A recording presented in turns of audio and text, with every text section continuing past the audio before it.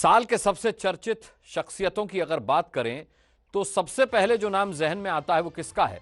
जी हां, बिल्कुल सही, सोनू सूद। देश में जब लॉकडाउन लगा था तब सोनू सूद मसीहा की तरह मदद करने के लिए घर से निकले। सैकड़ों लोगों को उन्होंने घर भेजा, कई लड़कियों की शादी करवाई, कई लोगों के घर बनवाए, कई लोगों का इलाज करवाया। सोनू सूद की इसी दरिया दिली ने लोगों को उनका दीवाना बना दिया। लेकिन सोनू खुद को मसीहा नहीं मानते। एक किताब उन्होंने लिखी है इसी नाम से कि मैं मसीहा नहीं। वो किताब बहुत जल्द आने वाली है और किताब भले ही जल्द आने वाली हो, लेकिन सोनू सूद इस वक्त हमारे साथ आ चुके हैं बात करने के लिए। सोनू, एबीपी न्यूज पर बहुत बहुत स्वागत है आपका। कैसे हैं आप? और बहुत अच्छा फील हो रहा है। सोनू, जिस तरीके से आप देश सेवा में जुटे हुए हैं, पूरे देश को बहुत अच्छा फील हो रहा है। मेरा पहला सवाल आपसे यह है कि मैं मसीहा नहीं, ये किताब लिखने की जरूरत क्यों पड़ी आपको? अनुराग भाई, मुझे याद है कि जब मैं तो काम कर ही रहा था, आपसे भी जब मेरी मुलाकात में हमेशा ये बोलता हूँ कि मुझे लगता है कि मेरी ड्यूटी है, मैं जो भी काम कर रहा हूँ, जिन लोगों तक भी मेरी मदद पहुंच रही है, मेरी ये ड्यूटी बन रही है। लेकिन जब लोगों ने उन शब्दों का इस्तेमाल करना शुरू किया मसीहा, तो मुझे बड़ा एम्बैरेसिंग लगता था। मुझे लगता था कि शायद मैं इस लायक नहीं हूँ कि मैं इन शब्दों का इस्तेमाल किया जाए, और मैं हमेशा चाह रहा था कि मैं अपनी जो जर्नी है वो किताब के जरिए जरूर लोगों तक पहुंचाऊं, क्योंकि वो कहानी मेरी नहीं थी, उन सबकी कहानी जो मेरे साथ इस दौरान जुड़े, घर पहुंच पाए, इलाज हो पाया, एजुकेशन उनका काम हो पाया, शादियां हो पाई। तो मुझे लगता है कि मैं कहीं ना कहीं उनके परिवार का हिस्सा बन पाया हूँ, और मैं बहुत ही एक आम इंसान हूँ। तो इसलिए मैंने किताब के जरिए उनको बताने की कोशिश की कि मैं बहुत एक आम इंसान हूँ, मैं कोई मसीहा नहीं हूँ। तो आई थिंक वो किताब के जरिए बताना, उनकी कहानी बताना बहुत जरूरी था।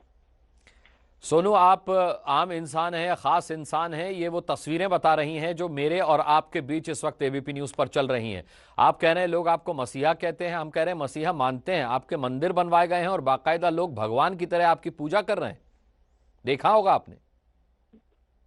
जी अनुराग भाई, मैं तेलंगाना में मैंने जो कल हुआ, मैं सिद्दीपेट में, मैं मुझे कुछ लोगों ने बताया और वो बोल रहे थे कि और भी बहुत सारे गांव हैं जहां पर ऑलरेडी आपके मंदिर बनाए जा रहे हैं। मुझे समझ नहीं आता कि मैं फिर कैसे इन चीजों का सामना करूंगा। मैं खुद अभी जाने वाला हूँ कल हैदराबाद, और जब मैं आम जनता से मिलता हूँ और जिस तरह से वो लोग मुझे ग्रीट करते हैं, वो बहुत ही स्पेशल फील होता है। मुझे लगता है कि everything looks like a dream, एक सपने की तरह लगता है। लेकिन ऐसा लगता है कि मेरा परिवार अचानक बहुत बड़ा हो गया है। मेरे हर एक जिले में, हर एक गली, हर एक मोहल्ले में मेरा एक परिवार है, और जब मैं उनसे कनेक्ट होता हूं तो बहुत अच्छा फील होता है। जाहिर सी बात है, अब उन लोगों को भी बहुत अच्छा फील होता है जो आपको मसीहा मानते हैं। मैंने कई बार देखा है आपके ट्विटर हैंडल पर भी लोग जिस तरीके से आपको जानकारी देते हैं। लोग अपने बच्चों का नाम सोनू रख रहे हैं, सोनू सूद भी रख देते हैं लोग अपने बच्चों का नाम। जिन लोगों के घर आपने बनाए, जिनके सर पर आपने छत दी है, वो अपने घरों का नाम सोनू निवास रखते हैं। कैसे कैसा कैसा फील होता है आपको? क्योंकि ठीक है, आप अच्छा काम कर रहे हैं, लेकिन जब प्यार के रूप में उसका रिटर्न गिफ्ट मिलता है तो इतना प्यार कैसे संभालते हैं? मैं बस हाथ जोड़ के उनसे विनती करता हूँ कि आप ऐसी दुआएं बनाए रखना मेरे ऊपर, मुझे इस लाइक बनाए रखना कि मैं ऐसे ही काम करते रहूं। अनुराग भाई, हर रोज नए चैलेंजेस होते हैं, मुझे समझ नहीं आता कि मैं उन्हें कैसे निपटाऊंगा, लेकिन लोगों को विश्वास होता है कि मैं ये काम कर ही लूंगा और मैं उन तक ये मदद कैसे भी पहुंचा ही दूंगा। तो मुझे और रिस्पॉन्सिबिलिटी मेरे कंधों पर लगती है। कल मैं जैसे बताया आपको, कल हैदराबाद जा रहा हूँ, बहुत सारी सर्जरी पेंडिंग पड़ी हुई है, मैं सब हॉस्पिटलों में जा रहा हूँ। मैं मुंबई में कुछ हॉस्पिटल बनाने की कोशिश कर रहा हूँ कि कुछ ऐसा किया जाए मेरी जगहों पर, ताकि ज्यादा से ज्यादा लोगों तक मैं फर्स्ट हैंड उनकी मदद कर पाऊँ। कोशिश है, लेकिन हर रोज एक नया चैलेंज होता है, हर रोज एक नई कोशिश होती है लोगों तक पहुंचने की। और खुशी की बात यह है कि भगवान ने जो रास्ता मुझे दिखाया है, मुझे लगता है कि ये मेरे जीवन का लक्ष्य है, जिसके कारण मैं शायद मुंबई इतने साल पहले आया। हाँ, लगे 20 साल लगे मुझे अपना लक्ष्य जानने में, लेकिन अभी लक्ष्य मिल गया है तो अभी चलते रहना बहुत जरूरी है। आपको अपना लक्ष्य मिल गया, लोगों को अपना मसीहा मिल गया। मैं इसलिए बार बार ये बात कह रहा हूं सोनू, क्योंकि मैंने देखा है ट्विटर पर जिस तरीके से आप लोगों को जवाब देते हैं। कोई कहता है कि मेरी पढ़ाई छूट रही है, मैं अब नहीं पढ़ पाऊंगा। आप कहते हैं कि एड्रेस लिखो, किताबें पहुंच जाएंगी, पढ़ाई जारी रखो। कोई कहता मैं यहाँ फंस गया हूं, तो आप कहते हो कि कल आप अपने घर पर अपने माँ के हाथ की बनी रोटी खा रहे होगे। कोई कहता है मेरे घर पे छत नहीं है, तो आप कहते हो कि बस घर बनने में जितना समय लगता है उतने दिन और मेरे भाई, फिर तुम्हारी अपनी छत होगी। तो ये तो कोई मसीहा ही कर सकता है सोनू। अनुराग भाई, मैं बस यही कहूंगा कि मैं हर रोज जब सुबह उठता हूँ, मैं अपने माता पिता का शुक्रगुजार होता हूँ। उन्हें कहता हूँ कि ऐसे ही आप मुझे गाइड करते रहना। जिंदगी का बहुत बड़ा चैलेंज है जो अपने कंधों पर लिया है, बहुत बड़ी रिस्पॉन्सिबिलिटी है।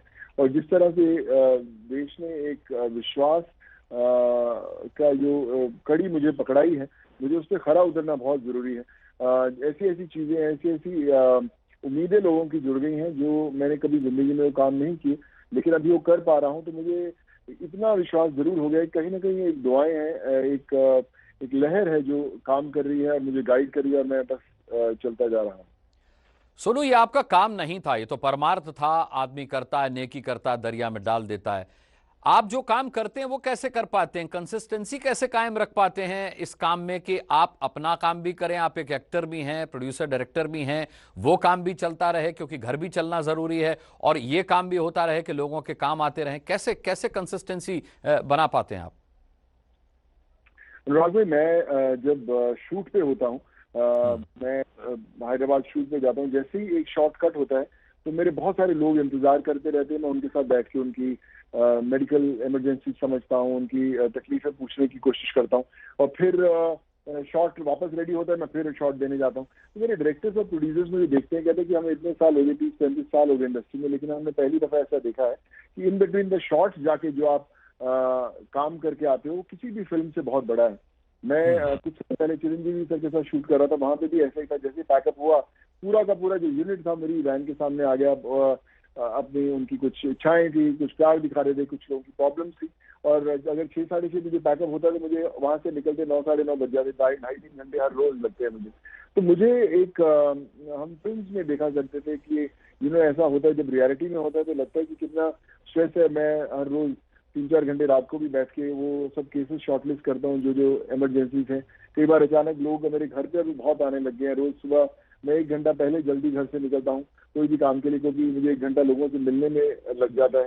तो मैं एक ऐसा इकोसिस्टम बनाना चाहता हूँ राज भाई, कि ये ऑटोमेटिकली सब चलता रहे। जिन लोगों तक मदद पहुंचानी है, मेडिकल की, एजुकेशन की या रोजगार की, वो अपने आप पहुंचती रहे। हम काफी करीब आ चुके हैं उसके, थोड़ा सा और वक्त लगेगा, लेकिन जब वो बनेगा तो मुझे लगता है कि कहीं ना कहीं बहुत दुख जो है लोगों की जिंदगी से कम हो जाएंगे। जाहिर सी बात है, दुख कम हो जाएंगे। मैं आपसे एक बात पूछना चाह रहा था, फिर आगे बात बढ़ाएंगे, कि आप बहुत फिट हैं, बहुत मस्क्यूलर हैं। अब ये शूटिंग और ये परमार्थ के जो काम हैं, इनके बीच में अपनी सेहत का ख्याल, अपने शरीर का ख्याल कैसे रख पाते हैं? तो बड़ा मुश्किल होता होगा। मैं बहुत जल्दी उठता हूँ राज भाई। लोग जब सो रहे होते हैं उस समय मैं कहीं ना कहीं दौड़ रहा होता हूँ, या फिर जिम जल्दी जा आता हूँ ताकि खत्म हो। लेकिन जिम के दौरान भी ये काम चलते ही रहते हैं। लोगों से बात करना हो और लाइन अप करना हो तो चलते रहते हैं। मेरी टीम बड़ी कमाल की अभी मैंने बना ली है। मेरे दोस्त, मेरे बहुत सारे रिलेटिव, रिश्तेदार, मैंने उनको घुसा दिया है टीम के अंदर कि आपको भी ये जिम्मेदारी संभालनी है और आपको फॉलो अप करते रहना है लोगों के साथ, ताकि कोई ऐसा ना हो कि कोई इंसान अपने से उम्मीद लगाकर बैठा है और हम उन तक पहुंच ना पाए। तो बहुत जरूरी है कि हम लोगों से जुड़े रहें, और बहुत सारे ऐसे लोग हैं जो जिन तक हम लोगों ने मदद पहुंचाई, अभी वही हमारी टीम का हिस्सा भी बन गए कि आपने हमें बचाया। हमें पता है कि कितनी मुश्किल से हम आप तक पहुंचे थे, अब हम आपके लिए कुछ ना कुछ करेंगे। तो मैं उनसे कभी मिला भी नहीं हूँ, फोन पे कभी कभी बात होती है, पर वो अलग अलग दिल्ली में बात करें, उड़ीसा में बात करें, बिहार, यूपी, हर जगह पे वो लोग हैं, और वो हमारे फोन कॉल्स से आके लोगों तक हमारी संदेशा देने, हमारी मुहिम को आगे लेके चलते हैं। बड़ा एक अहम सवाल सोनू जी आपसे यहाँ पूछना चाहूंगा, क्योंकि आम आदमी की राय ये होती है कि भाई पुलिस भ्रष्ट होती है, अस्पताल लूटते हैं। अब ये कैसे हो पाता है कि आप खुद हॉस्पिटल से बात करते हैं, मेडिकल एडवाइजर से आप बात करते हैं, खुद आप एयरपोर्ट अथॉरिटी से बात करते हैं, रेलवे स्टेशन ऑफिशियल से आप बात करते हैं, एडमिनिस्ट्रेशन के टच में आप खुद रहते हैं, और आपके एक फ़ोन कॉल पे काम हो जाता है? ये कैसे हो पाता है? नहीं, कोई हमेशा एक फोन कॉल पे काम नहीं होता, कई बार बहुत मशक्कत लगती है फॉलो अप करने के लिए। पर हाँ, एक बार जब शुरुआत होती है तो काफी चीजें स्ट्रीमलाइन हो जाती हैं। जब मैं हॉस्पिटल्स के ओनर्स, डायरेक्टर्स, टॉप सारे डॉक्टर्स से जाके मिलता हूँ, बात करता हूँ, तो वो लोग देखते हैं कि एक एफर्ट डाली जा रही है एक पेशेंट को बचाने की, जिससे शायद मैं कभी मिला भी नहीं या कभी मिलूंगा भी नहीं। तो जब वो देखते हैं इस चीज को, तो उनके अंदर भी एक एक जुनून आता है कि नहीं सुनो, ये आप उनके लिए काम कर रहे हैं, तो हम हॉस्पिटल बेड चार्जेस नहीं लेंगे। कई बार डॉक्टर्स बोलते हैं कि हम सर्जरी की कॉस्ट नहीं लेंगे, हम आपके लिए करेंगे एक चीजें। तो मुझे लगता है वो इसलिए है क्योंकि आप पर्सनली उनके साथ जुड़ते हैं, आप उन तक पहुंचते हैं। अगर आप किसी की ड्यूटी लगाएंगे कि मैं इस पेशेंट को भेज रहा हूँ, आप इलाज करवा दीजिए, तो फिर वो वैसे ही इलाज होगा जहाँ पे हर जगह हर रोज हर हॉस्पिटल में होता है। तो मुझे लगता है कि वो पर्सनल जो कनेक्शन मैं स्थापित कर पाया हूँ पिछले कुछ महीनों में, वो बड़ा इंपॉर्टेंट है। और मैं पर्सनली हर एक केस के लिए डॉक्टरों से बात करता हूँ। जब पेशेंट की छुट्टी होती है तो उनसे बात करता हूँ ताकि वो ठीक ठाक जाए, उनको कोई तकलीफ ना आए। तो आई थिंक वो पर्सनल टच बड़ा इंपॉर्टेंट है। समय बहुत लगता है उसके अंदर, बट आई थिंक उसके बिना काम नहीं हो सकते। तो सोनू जी, ये हमेशा पर्सनल टच से काम हो जाता है कि फ्री में सर्जरी हो गई, दवाओं का पैसा नहीं लगा, फ्री में बस चल गई, या कई बार आपकी जेब से भी खर्च हो जाता है? नहीं नहीं सर, सारा कुछ नहीं होता, कई बार कम में हो जाता है। अगर बहुत पैसे लगने हो तो शायद कई बार 50% में होता है, टोटल नहीं छूटता है। लेकिन खर्चे बहुत है, जैसे आपने बोला कि मेडिसिन के खर्चे बहुत होते हैं, हमेशा डॉक्टर्स नहीं छोड़ सकते, कई बार पूरे के पूरे भी देने पड़ते हैं। अगर आप 50-100 डॉक्टर्स के टच में होते हैं तो शायद उसमें से 20 या 25 ही मानेंगे, बाकी नहीं भी मानेंगे, थोड़ा बहुत डिस्काउंट दे देंगे। पर वो डिस्काउंट इंपॉर्टेंट नहीं है। इंपॉर्टेंट ये है कि आप वो जो एक गरीब आदमी किसी गांव से आया हुआ है, उसको पूरा स्ट्रीमलाइन करना है। उसको पता भी नहीं टेस्ट कैसे होंगे, क्या सही है या नहीं है, उसने वैसे हॉस्पिटल देखे भी नहीं है। तो जब आप उनको लेकर जाते हैं तो शुरू से लेकर एंड तक आप ही को थाम के चलना है। लेकिन करना तो खुद पड़ेगा ही, अपने आप से नहीं होगा तो एक दिन भी नहीं चल सकता। सो आई थिंक जब तक वो पर्सनल आपकी इन्वॉल्वमेंट हर चीज में नहीं होगी, फिजिकली, इमोशनली, मेंटली, फाइनेंशियली, तब तक वो आप आगे बढ़ ही नहीं सकते। और फाइनेंशियली पे मुझे याद आया, मैंने अभी कुछ दिनों पहले सुना था कि आपने अपनी प्रॉपर्टी के अगेंस्ट में लोन लिया है और उस लोन के पैसे से आप लोगों की मदद कर रहे हैं। ये वाकई कोई मसीहा ही कर सकता है। मैं आपकी किताब पर सोनू वापस लौटूंगा, मैं मसीहा नहीं।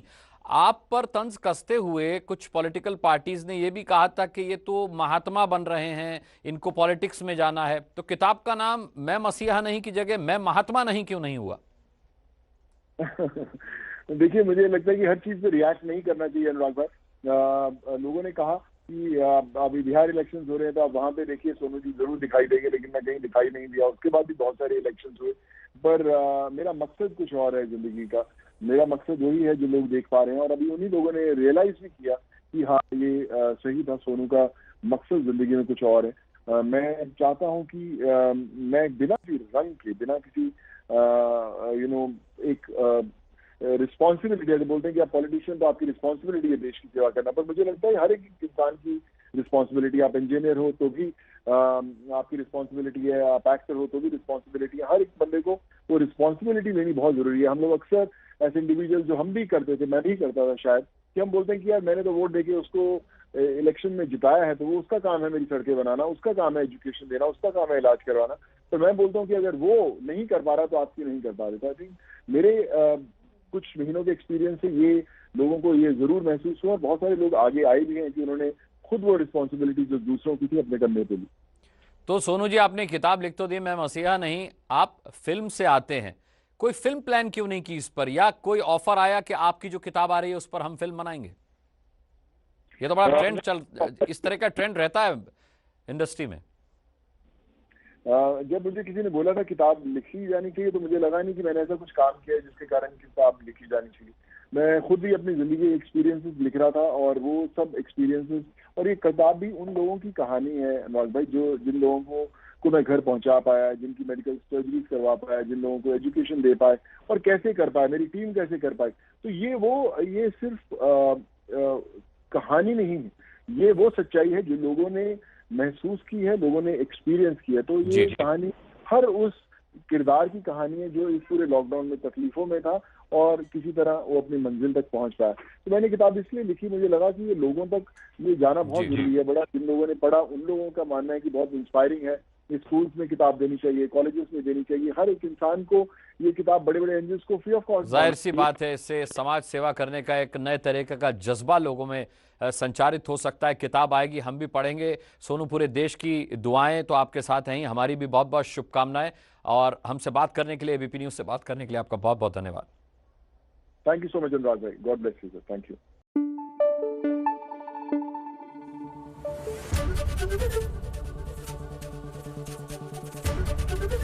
एबीपी न्यूज आपको रखे आगे।